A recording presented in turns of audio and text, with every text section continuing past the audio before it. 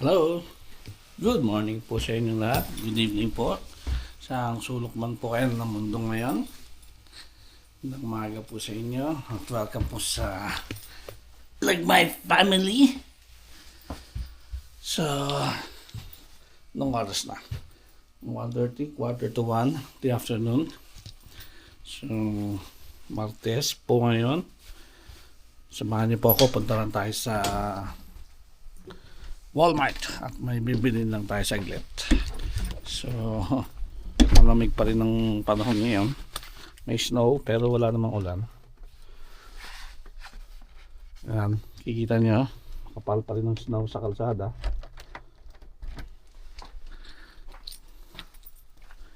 So, samahan nyo lang punta ng Walmart. Yeah, may bibili lang po tayo. Yeah. Lamig. Malamig.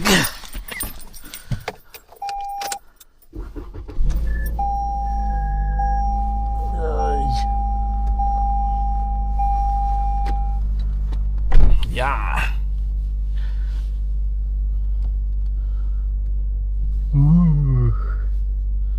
Sobrang lamig.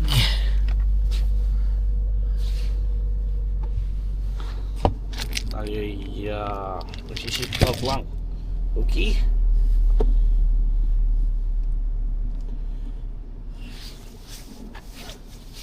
Lapit lang naman yung Walmart, mga kaibigan. Saglit lang yan. Pero siyempre, sama ko na kayo. So, let's go. Pwede naman natin konti ang ating sasakyan at masyado malamig. It's actually -8. It feels like -19. Buti na lang at walang malakas na hangin.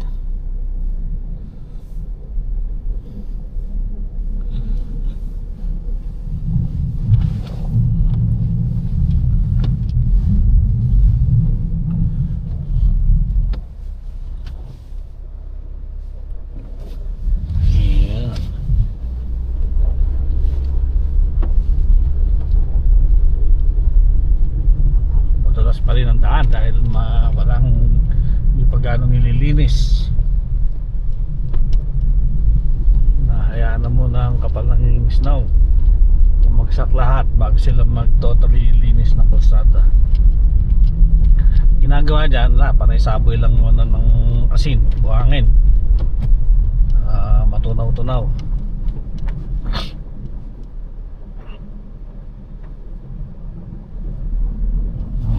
Naglinis na sila ng mga garahe nila.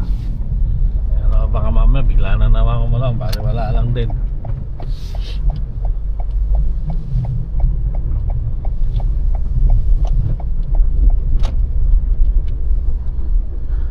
So bali panghapon po ang schedule ko sa trabaho, 4:30 PM to 2 in the morning. May isang oras po kaming overtime. So dati regular hours po namin hanggang 1 AM. So ngayon ay hanggang alas 2 na madaling araw ang trabaho namin for 2 weeks. Napapansin nyo may crack yung aking windshield. Sa summer ka napapalitan yan, hindi ko na matapos sa winter.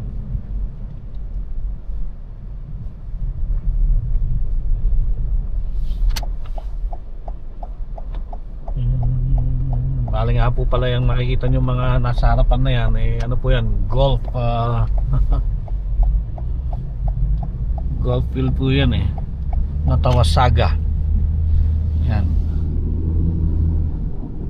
So yun naman ang aming munting bahay likod. Ayan, punong puno ng snow.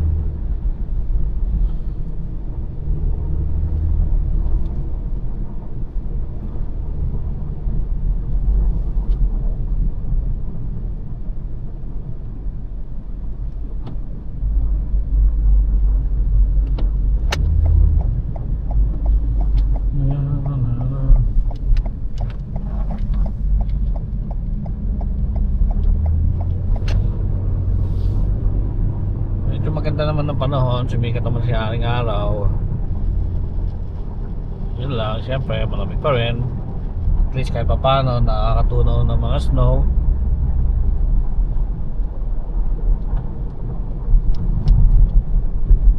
So ito po ang aming buhay dito sa Canada. Talagang trabaho lang. Dahil syempre may binabayaran ng mga mortgage sa bahay, sasakyan, mga utilities. So ganun po talaga.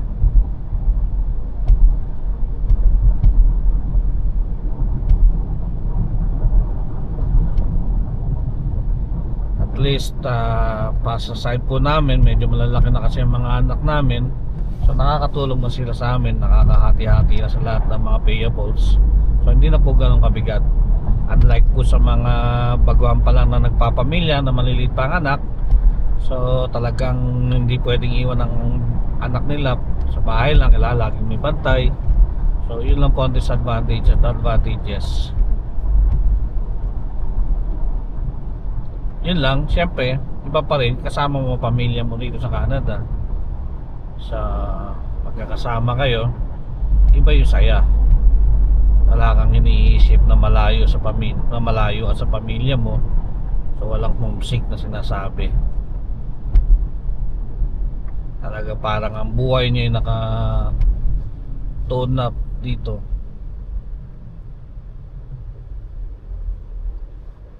So isang araw po magkikwentuhan tayo tungkol sa buhay namin dito. Paano ba ako nakarating? So sa ngayon dahil may pasok, busy, sa weekend siguro yan tayo magkikwentuhan. Paano ba kami nakarating dito? Paano ba ako nakarating dito? Ano bang paraan na ginawa ko? Well, napakahirap din po ng pinagdaanan ng sitwasyon bago nakapunta rito. Talagang tiyaga at sakit muna ang nadanas bago maranasan ng mapunta ng Canada.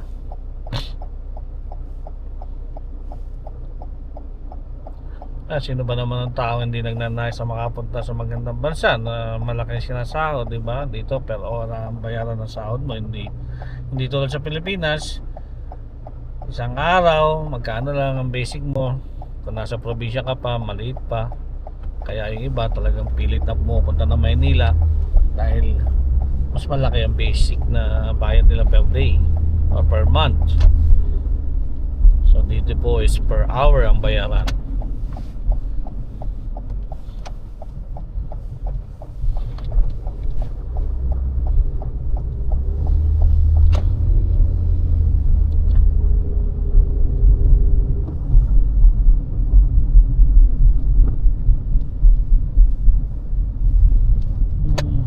Dito na tayo sa Walmart. Malapit lang po ito sa amin. 5 minutes drive. Walmart. May bibili lang po tayong energy drink dahil tayo pang gabi. So mahirap ng antok-antok sa trabaho. Kailangan maging aktibo.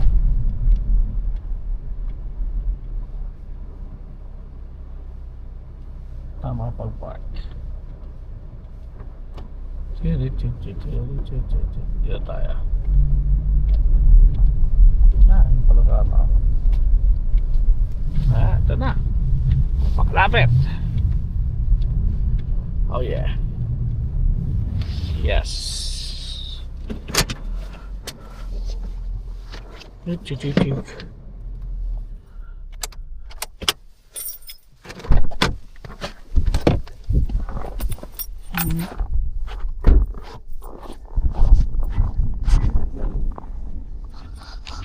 Yeah.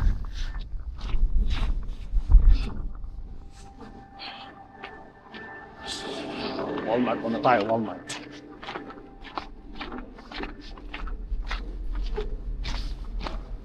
Monster energy drink lang naman po ang bibili natin.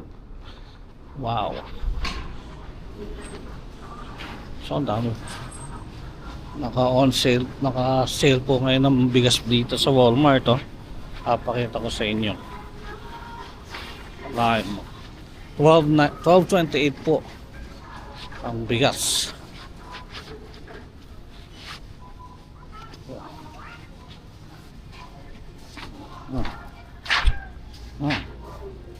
428, naka-sale ang bigas ngayon. Ang bigas to. Toaster, Delicious Kitchen, Milagrosa, sa 12.98. Ay.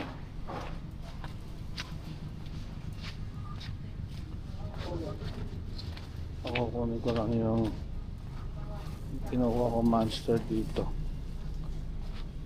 Ito yata yung sugar free. Ito nga, dalawa. So wala ako ng dalawa. Then let's go na. Diba? Okay siya.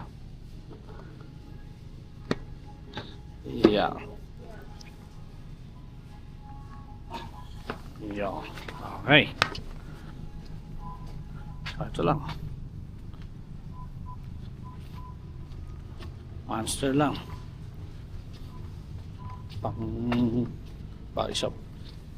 Isang lata isang gabi. So ayan, no? Ano nyo? 12.28, dating 18.97. So yung mga Pilipino dyan, kailangan ng bigas dito po sa Walmart sa Alice na. Kasi ilang bigas ngayon 12.28. Hindi lang siya yung malambot na Japanese rice.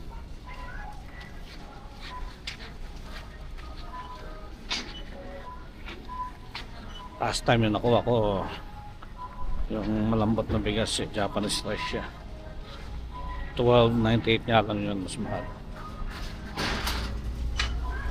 Okay, sa bayad na tayo.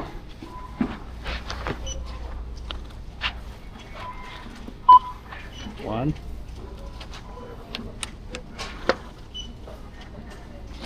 Well, so yung paano talaga, pababa muna.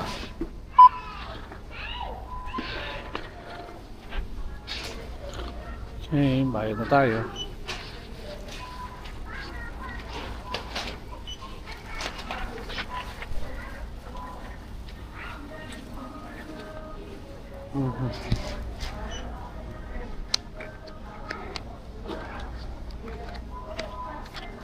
There's pay, not interested, it's only, then we have to pay.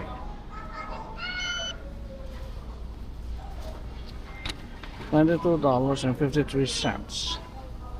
Then kukunin mo na yung resibo mo. Then let's go. Tingnan mo na. Yep. Yes. So let's go.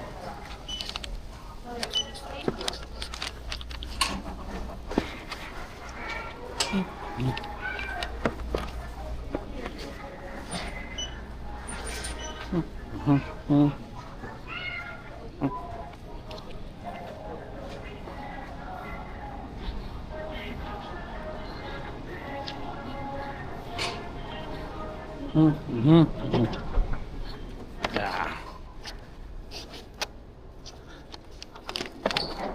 Tingnan niyo ang kapaligiran. Yan, ang kapaligiran ng Walmart. Yeah.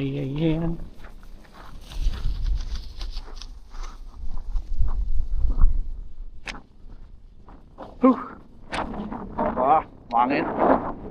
Yan ang sakit ng lamig. Grabe.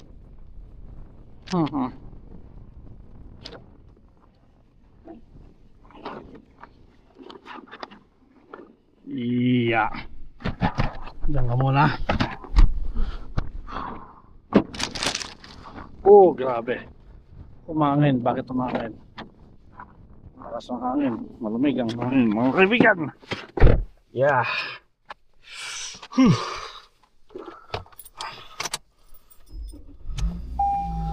Yes, yo. Ay, wait natin ito, ilagay muna natin. So, mamaya na muna po ulit. Thank you very much and thank you for watching. I hope you subscribe my channel. God bless po sa lahat. Bye bye.